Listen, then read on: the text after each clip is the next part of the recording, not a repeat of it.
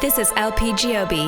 Listen up, children. You are listening to Femme House Radio. I said listen up, children. On Diplo's Revolution, Sirius XM. A wonderful night is made as much by the dancers as the music. Guided as much by the spirit of joy in the room as by the hand which reaches for the next record. Each of us has a role in tonight's experience. We all play in the band. This is LP Giobbi, and I founded Femme House, a 501c3 foundation and educational platform that teaches the technical areas of music making for women, non-binary, trans, and other marginalized gender identities. Every week, I will be interviewing and spotlighting women in music while bringing you the best dance tunes from around the world. Our next guests on Femme House Radio are Black Girl, White Girl, an iconic duo and couple from Amsterdam who light up dance floors with their energetic style, which dips into techno, house, disco, electro, and rave. Their tracks have been weaponized by the Blessed Madonna, A-Track, Dance System, Jamie Jones, and more. If you haven't heard their track 101010101, do yourself a favor and throw open your Spotify or Apple Music right after the show and put it on repeat. Hello, ladies. How are you? We're great. How about you? Good. So tell us your origin story. How did you two link up, and how did you start creating music together? It feels like ages ago now, but we met in 2012 around Amsterdam Dance Event, and we kind of connected over the fact that we both love electronic music, house music, techno, whatever. And we kind of had like this thought of like, what if we did something together? Like, we love the same kind of music, we kind of shared similar interests, and we were like, okay, well, we can do that. Let's just try to do it. We didn't really have a plan or anything. We just said, okay, let's just do it. Yeah. And we started, I think, in 2014 or 15 with our first release. 14. Yeah. And I think it was on Wordy's label. And then we had a couple of other releases, and we said, okay, we kind of like how this is going. Let's keep it up. And yeah, here we are today. That's almost 9 years later. Yeah. We actually started with mixtapes. Yeah, we started with mixtapes. Nice. That's a great way to start. Okay, I have to tell you something.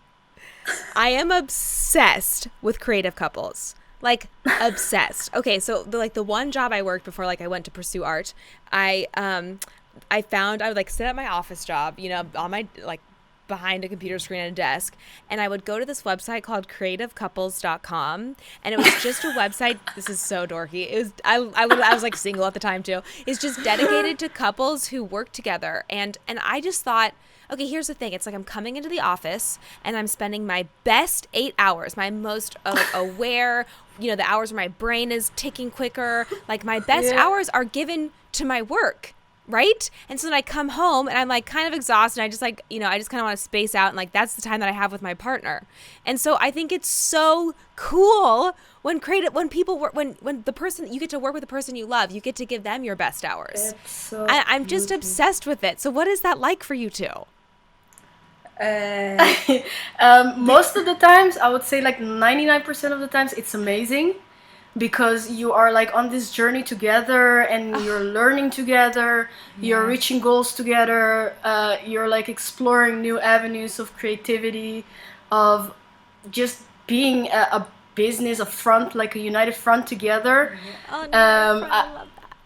Yeah, I would say the downside is that sometimes it can get really difficult to like separate the personal life from the business life. Basically, to like say, okay, this part of the day it's like for business, this part of the day it's like for us to chill and like do our things and not worry about like the emails or the messages or whatever, you know. So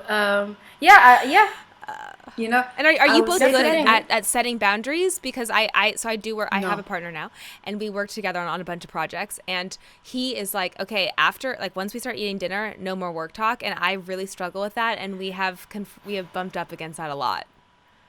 Yeah, I will tell you what. It's amazing that we have like all the lows and ups and downs together. So we like experiencing together and sharing and finding solution and looking to grow together and being on tours or all the success moment, it's like you feeling like you celebrate it twice, and we understand each other, and like we are on the same level because we're doing the same things.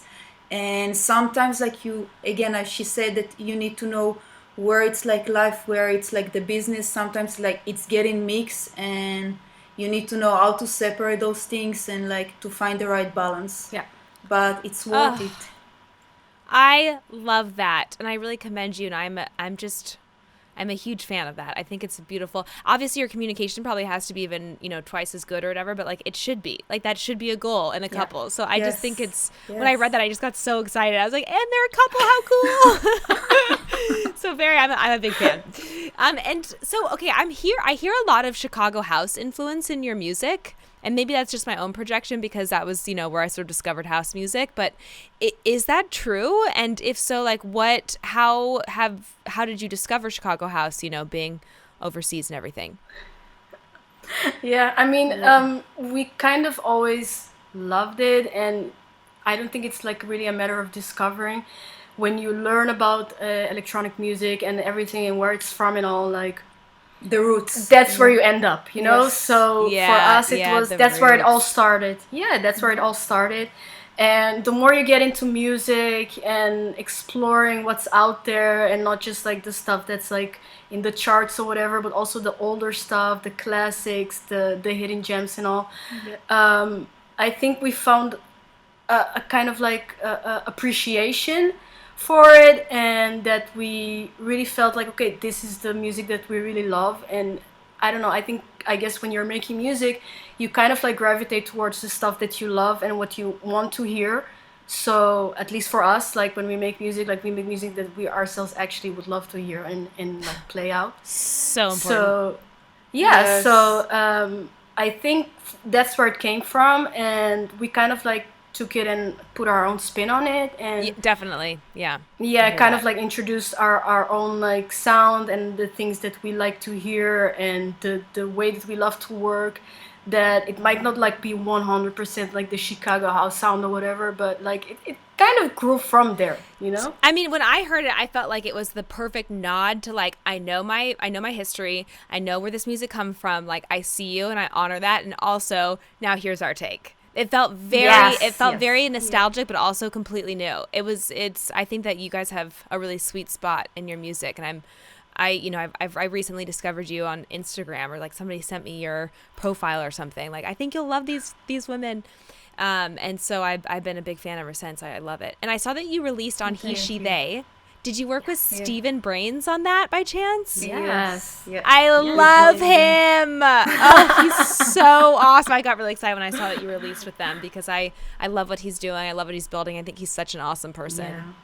Yeah. I mean, he and Sophia both are doing amazing things. The brand and what they stand for. It's like literally what the world needs right now. Yeah. Have you been to one of their parties? No, unfortunately not. Hopefully they have been in Amsterdam, but we weren't in Amsterdam back then when they were in Amsterdam, so we missed that. And we love that they thanks for something else. They're doing things in different way. Like you getting to see like everything is like repetition, and they like broke it, like they went different direction. Yeah. Totally. Oh, I love what they're doing. They have such a solid, strong brand and identity. And like, if you come to this party, this is what you should expect. These are the people. This is the community. And it's like so clear and safe, and I love it. So clear. So how did you two just find the internal strength to believe in yourself enough to keep going and pursue music professionally? Was it someone in your lives, or did it come internally or from each other? Because it can be scary to just think, let's keep doing this, Oh my God! Yeah, it was. Yeah, it still is. To be honest, I don't know. Exactly. Especially now, with everything that's going on. But I think mostly from within ourselves and each other. Like, we were each other's support system, and from the beginning until today. And we kind of like pumped each other up, amped each other up when the other one needed it. And we knew that what we wanted was the thing we talked about, and that is to like make a career out of this, to make music that we love, to play gigs, in the future, like to do much more than that, to have our own label, our own fashion line, all of that. Parties, Yeah, labels, also. yeah, all. So, yeah, you need to keep going to reach that, you know? So, I love that. I love that. Yeah. that's the motivation. We started from nothing, basically. Like, we just had the passion for music and some small idea what we want to do and how we want to get there, but never dreamed that it will be that journey and that like we'll still be here today, because you have a lot of ups and downs, and like you still need to push and like have this hope, and sometimes things not really going in the way that you think or want them to go, but Ain't that true? Yes. yes. Yeah. So You how did just you don't need land to give on the up. name?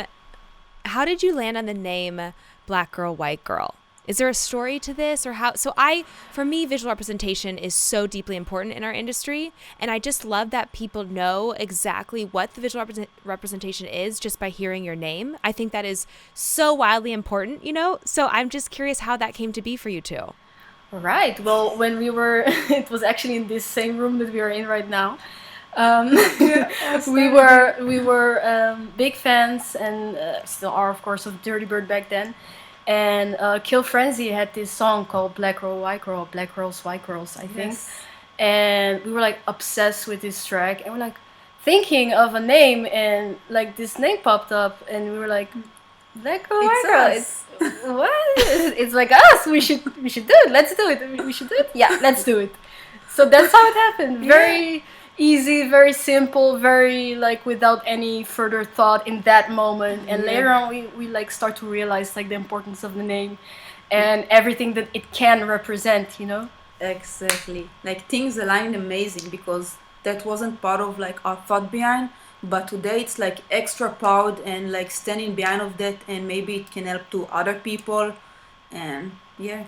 1,000. I mean, when I actually saw your name before I listened to your music, and I immediately was like, I love this already. Thank you for identifying yourselves. Thank you for putting it out there. Thank you for knowing that you even exist in this space. That pumps me up. And then I heard your music and I was like, yes, I love it. This is such a win. So when you two sit down to make music, what is your division of labor? Usually we start out together thinking, discussing, brainstorming like where the track is gonna go. We kind of write it down first, like what each of us wants, and if it's like aligning or we need to like tweak some stuff to get to a point where we both agree on like what we want. Yeah. And basically we start out with the drums, and we continue like between each other. Whoever has like an idea, we let that person like do the thing. If I have an idea, I do the thing. She has an idea, she does the thing. We basically building the percussion and everything, like each adding something, then we checking like the loop, if like we're feeling it and it's like moving like the direction, we move into other stuff like from the synth and then to the bass and like adding more stuff. But we usually like not really focusing too much. We come in like with an idea what we want to go, like direction and the vibe of the track, and like we let in the creativity flow. Yeah. I love that. I work a lot with a duo as well. Sophie Tucker is their name, and when they have to both like something, they have to both like whatever it is that they're working on in the track. And if one of them doesn't like it, then they just immediately throw it out. And that's how they deal with disagreements, which has always blown my mind. Is that how do you two deal with a disagreement if one of you likes a part and one of you doesn't? It's funny because usually like when we hear something like that's good, like we agree a lot. Yeah, we agree a lot. Yeah, like yes. So it makes that things is amazing.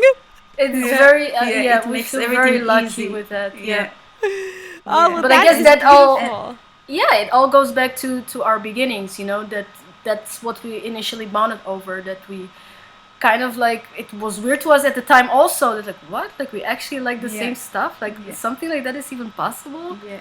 So yeah. Even when we change our direction from our early productions like to our sound, the current sound that we have, like we both like agree that like we want like different direction, like we need something else in our production, something like that we want like to grow with the sound and like to put other music out there. And like it was a match, like I guess that's I like want it and I don't want it. The couple thing that you grow together, you know? Couple power. Creative couples, you know, I love them. Well, tell us what future plans we have to look forward to from Black Girl, White Girl.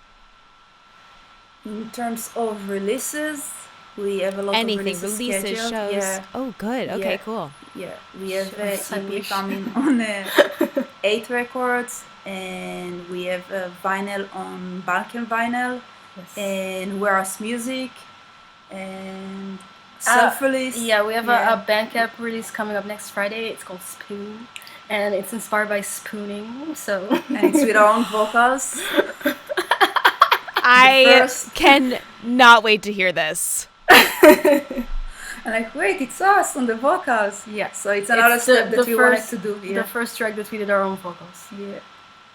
Oh, I love that. I cannot wait to hear that. Oh, it's beautiful. Well, thank you two for being our guests on Femme House Radio. I am a big fan of your music and you two as humans. Thank you for your time and your energy and your music. It makes the world a better place. Thanks for having us. Thank you. Thank you. This is LP Giobbi. Listen up, children. You are listening to Femme House Radio. I said listen up, children. On Diplo's Revolution, Sirius XM.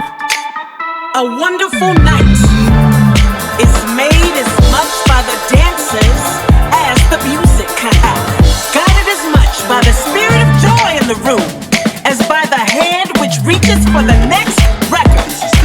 Each of us has a role in tonight's experience. We all play in the band. This is LP Giobbi, and I founded Femme House, a 501c3 foundation and educational platform that teaches the technical areas of music making for women, non-binary, trans, and other marginalized gender identities. Every week, I will be interviewing and spotlighting women in music while bringing you the best dance tunes from around the world.